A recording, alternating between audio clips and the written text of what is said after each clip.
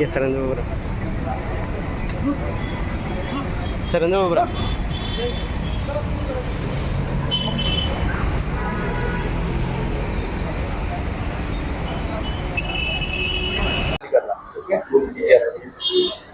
Sir हा नेमका काय प्रकार होता आणि तपासांती काय समोर आलंय?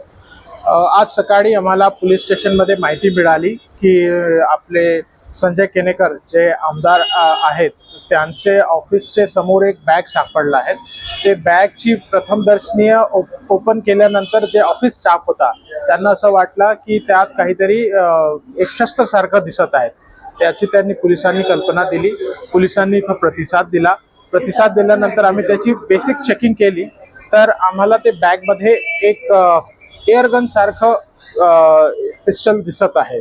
आम्ही ते आमचा पंचनामा करून आमचे ताब्यात मध्ये घेतलेली आहेत.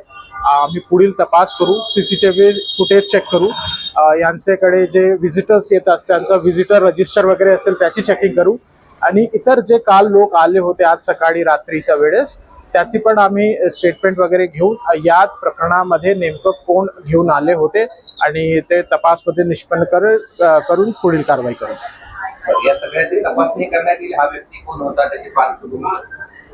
ही सगळी तपासणीकरिता आम्ही हे सांगितलेलं आहे की CCTV footage, visitor register book आणि इतर जे विटनेस आहेत त्यांचे स्टेटमेंट्स घेणार आहेत आणि त्याप्रमाणे जसं निष्पन्न होतात की नेमकं कोण आहेत हे बॅगचा मालक त्याप्रमाणे आम्ही पुढील कारवाई करू.